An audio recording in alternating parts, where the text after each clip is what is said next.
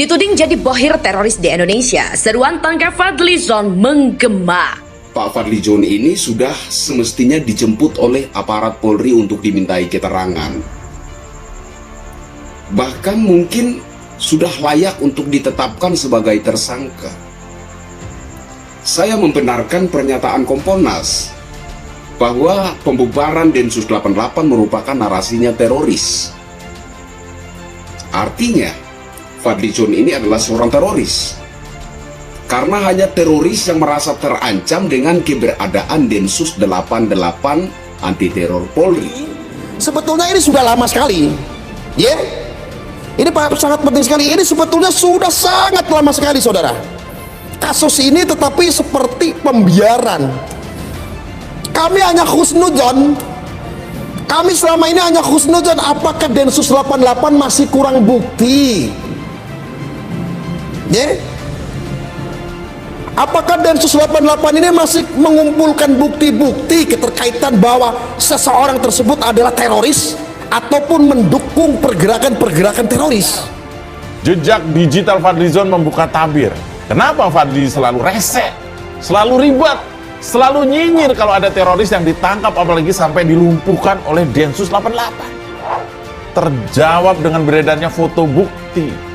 Fadlizon secara resmi membantu organisasi yang telah dinyatakan sebagai organisasi teroris.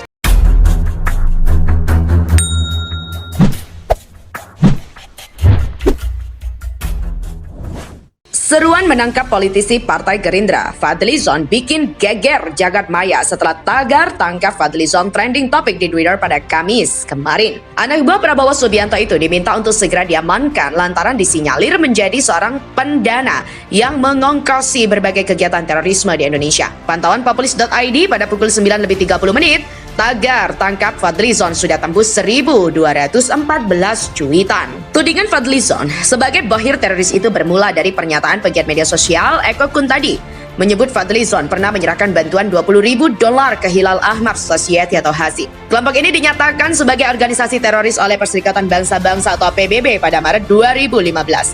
Salah satu netizen dengan nama akun @kanjengraben mengaku tidak kaget jika Fadlizon terkait dengan kelompok teroris. Sebab sebelum-sebelumnya, anggota DPR RI itu paling getol mengkritik Densus 88 dan terkesan membela kelompok terorisme. Ada tagar wajib buat di RT para sahabat NKRI. Kenapa sis Zong? Paling bising ya kalau ada penangkapan teroris di Indonesia?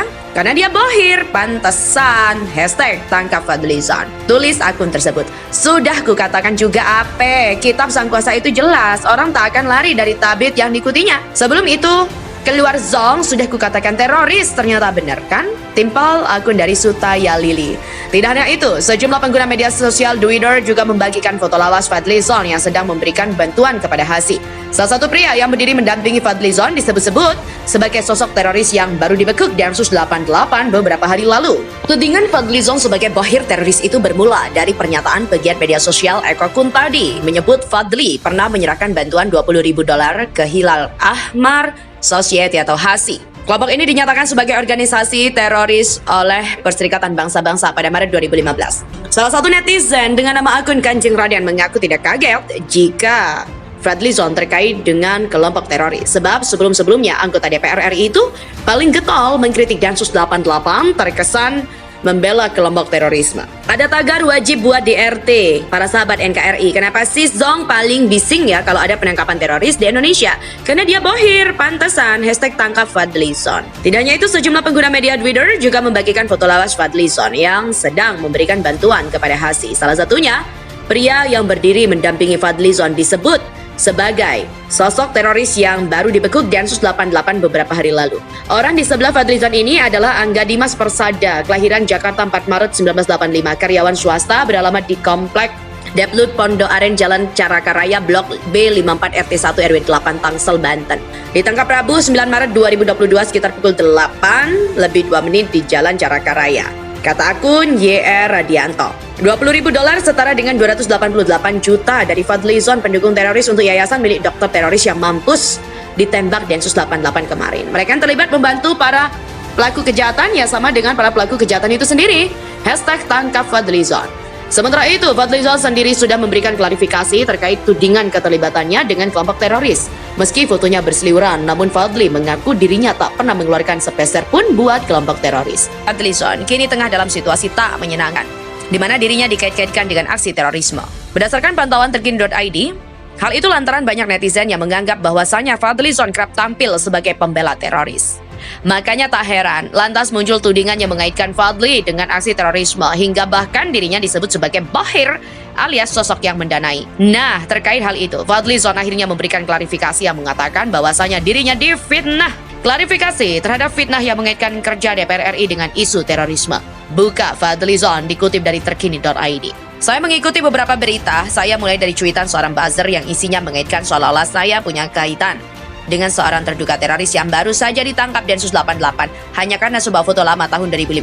Atas fitnah tersebut, saya ingin memberi klarifikasi sebagai berikut, tegasnya. Berikut 10 poin klarifikasi Fadlizon yang telah dirangkum terkini.id. Berikut ini adalah 10 poin klarifikasi Fadlizon yang telah dirangkum terkini.id. Yang pertama adalah sebagai Wakil Ketua DPR RI, Koordinator Bidang Politik Hukum dan Keamanan tahun 2014 sampai 2019. Pada 28 Mei 2015, bersama Wakil Ketua DPR RI Koordinator Bidang Kesejahteraan Rakyat atau Korkestra, Fahri Hamzah menerima permintaan delegasi kemanusiaan dari Forum Indonesia Peduli, Syam atau FIPS yang dipimpin oleh Ustadz Bahtiar Nasir. Ketiga, karena dana dikumpulkan dari masyarakat Indonesia, mereka kemudian meminta dia dan saudara Fahri Hamzah sebagai representasi pimpinan wakil rakyat untuk secara simbolik menyerahkan bantuan kemanusiaan tersebut pada FIPS. Penyerahan bantuan simbolik ini diabadikan oleh pada wartawan yang hadir.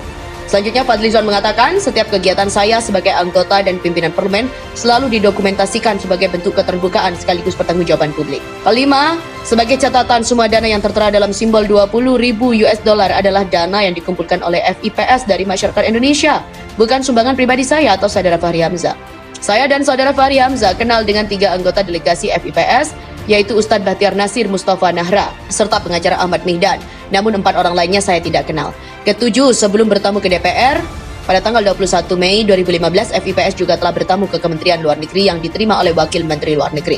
Pada 8, penerimaan terhadap delegasi FIPS adalah bentuk dukungan terhadap aksi kemanusiaan ketika masyarakat Indonesia menyumbang rumah sakit di Gaza. Sebagai Wakil Ketua DPR RI, saya juga diminta untuk menyerahkan bantuan itu secara simbolik.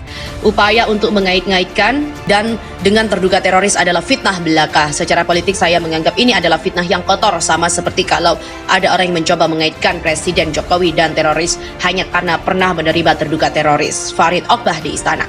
10 penjelasan ini saya buat untuk menepis fitnah sejumlah orang yang secara inisiatif berusaha memutarbalikkan dukungan saya terhadap aksi kemanusiaan seolah adalah bentuk dukungan terhadap terorisme. Itu fitnah yang sangat kotor dan juga keji sekali.